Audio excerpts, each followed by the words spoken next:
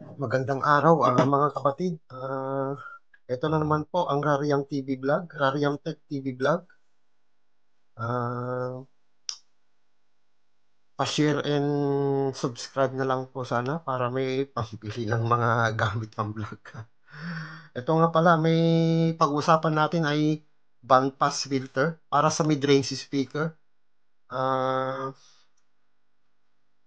Meron pala nga akong nakon rito na nahinging karton ng crossover network, three-way audio line. Meron siyang frequency na 1 kilohertz to 4.5 kilohertz. Nakikita niyo mga kapatid, may frequency siya, may damping 6 decibel per octave at impedance na 8 ohms. Um, Three-way.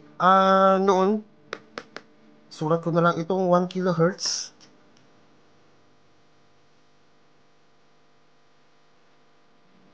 To 4.5 kilohertz.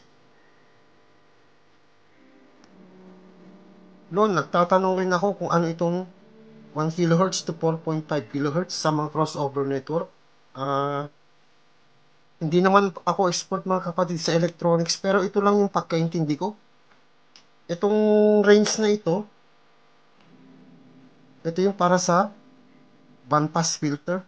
Ito yung papasukin mo sa mid-range speaker mo from 1 kilohertz to 4.5 kilohertz.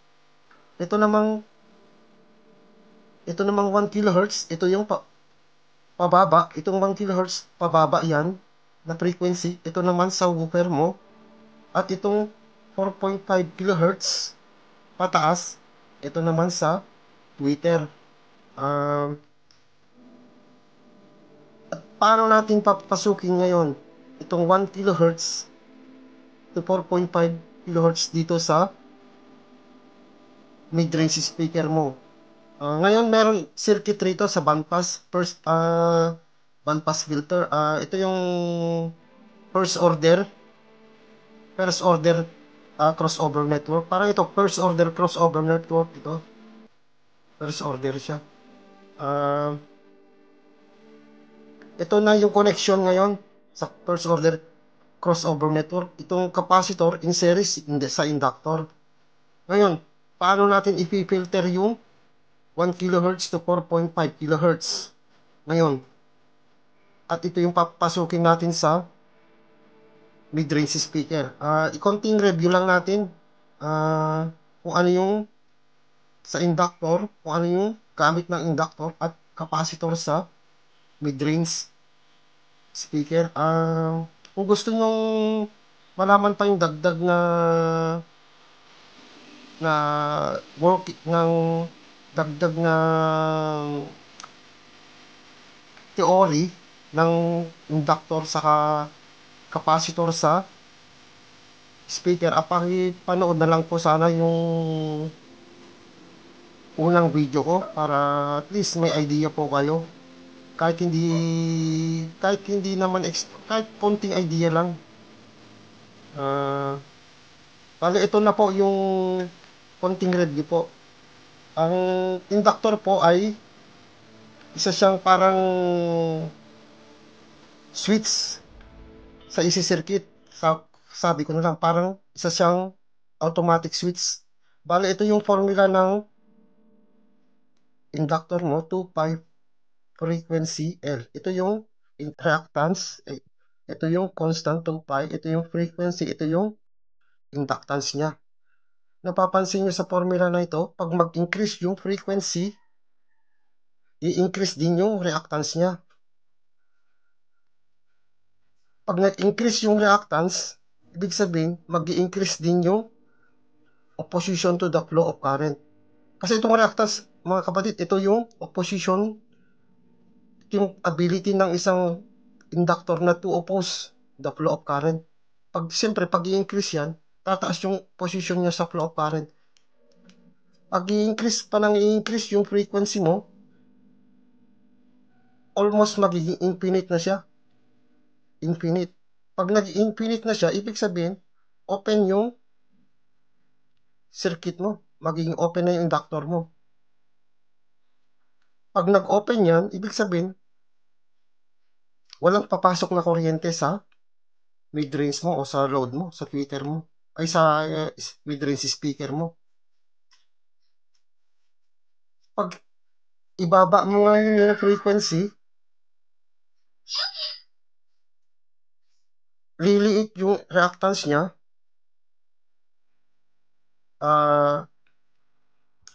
liliit din yung opposition sa flow of current mo. Pag babaan mo pa ng babaan yan, magiging almost zero siya.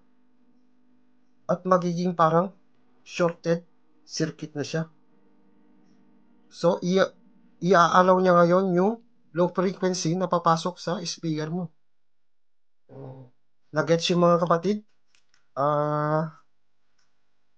Itong inductor ay parang automatic switch na open siya sa open siya sa high frequency, open circuit siya sa high frequency, at shorted siya sa low frequency.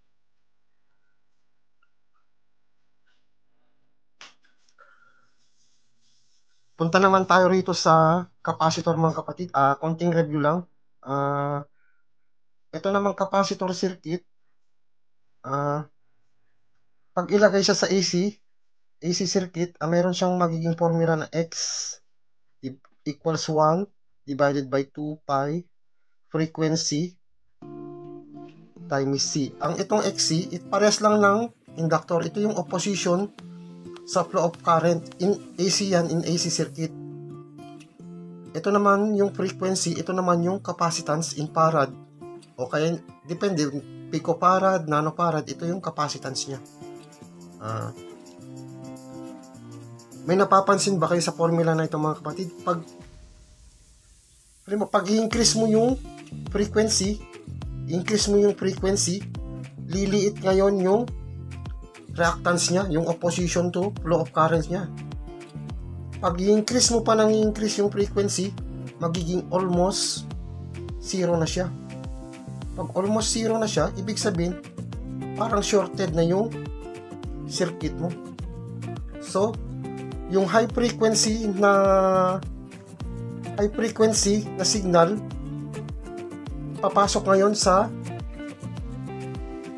papapasukin mo ngayon sa mid-range speaker mo. Kasi shorted siya. Pag i-decrease mo naman, pag mag-decrease naman o bababa yung frequency mo, magiging tataas yung reactance mo. Tataas din yung opposition niya sa flow of current. Pag ibaba mo pa ng ibaba yung frequency niya, yung reactance mo, yung opposition niya sa flow of current, magiging almost infinite. So, ibig sabihin, open circuit siya. Open siya. So, ang capacitor, para siyang automatic switch o sensor, na sa high frequency, shorted siya. Sa low frequency, open siya. So ngayon, nakuha na natin yung idea na shorted siya sa high frequency at open siya sa low frequency, na kabaliktaran naman ng inductor na open siya sa high frequency, shorted siya sa low frequency. Ngayon, paano natin gagamitin ngayon ito sa bandpass filter para mapapasok natin itong frequency na ito sa ating mid-range? Yan ating i-discuss ngayon yan mga kapatid. Tanggalin ko muna ito. Burahin ko muna. Unahin muna natin mga kapatid itong 1 kHz na papasukin sa mid-range mo. Di ba mga kapatid, ang capacitor open siya sa low frequency at shorted siya sa high frequency. So, ibig sabihin, from 1 kHz, shorted siya. Pag 1 kHz pababa, open siya. So, ito, gagamitin na natin ang capacitor para rito sa 1 kHz. Ito pala yung cut-off frequency niya. Ikakat natin ngayon yung frequency mula sa 1 kHz to 4.5 kHz. So, ang value ngayon ng capacitor mo, compute natin mga kapatid. 1, 2 pi frequency C. Mula sa formula na ito mga kapatid, napansin nyo. So, ang frequency na ikakat na natin is 1 kHz. Itong reactance natin sa cut-off frequency is equal to yung impedance ng speaker. Nakuha nyo mga kapatid? Papasukin ngayon natin yung 1 kHz pataas sa tweeter. Ikakat natin yung pababa. So, ang gagamitin natin ay ang capacitor. Ngayon, mangyayari lang yan kung ang reactance mo ay equal natin sa impedance ng speaker. Yan yung cut-off frequency na tinatawag o critical frequency, sabi ng mga ibang term, para makuha natin yung capacitance. So, konting substitution lang. Ito ngayon yung value ng capacitance natin in farad, 2 pi. Yung capacitance, yung frequency natin is 1000 Hz, 1000 times 8 ohms. Konting calculation. Bala, ito pala yung nakuha natin na capacitance mga kapatid. Meron siyang 19.89 microfarad. Kung wala kayong makuhang capacitor na ganito ang sukat, pwede naman pong combination series parallel na capacitor. Combination lang po. Ito pala yung idea niya mga kapatid. Bale, itong capacitor, yun yung ginamit natin na pangkat sa pangtanggal sa low frequency. Ino-open mo kasi yung low frequency at pinapapasok natin ngayon yung 1 kHz pataas dito sa mid-range speaker. Ito yung ginamit nating pangkat. Diba sa capacitor, open siya sa low frequency and shorted siya sa high frequency. Bale, ito na yung ginamit natin. Punta naman po tayo sa inductor. Sa inductor naman po, parang kabaliktaran rin ng capacitor. I-block natin o i-open natin yung circuit sa high frequency at i-allow ngayon natin yung low frequency na papasukin sa circuit. Bale, ito na. Dapat ang circuit mo rito open siya sa 4.5 kHz pataas na frequency. Dapat open na siya. Ikakat mo siya sa frequency na yun. Bale, ito lang yung papasukin natin. 1.5 kHz to 4.1 kHz to 4.5 kHz dapat lang. So, ngayon, ikakat ngayon natin yung 4.5 kHz pataas na frequency at ang gagamitin natin itong inductor. Ito na yung gagamitin natin na frequency para sa inductor para makuha natin yung inductance niya. So, ang formula ng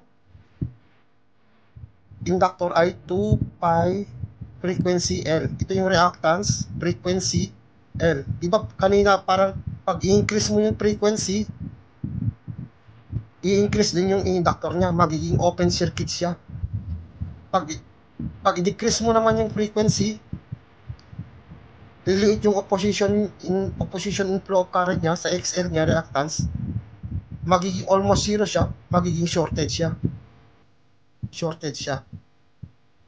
So, pag ma-attain mo lang yun, itong XL, equal mo din sa impedance ng speaker mo. Tapos yung frequency mo, yun yung 4,500 Hz o 4.5 kHz. At konting manipulation lang sa equation, sa formula, bali ito na siya, L XL 2 pi frequency. I-substitute lang po 2 pi tapos 4,500 Hz. At meron tayong inductance na bali ito na po yung inductance po na lalabas. May 0.28 29 millihenry. Bale, ito na po yung inductor na ilalagay mo, isi-series mo sa capacitor. Kung wala po kayong mabiling ganitong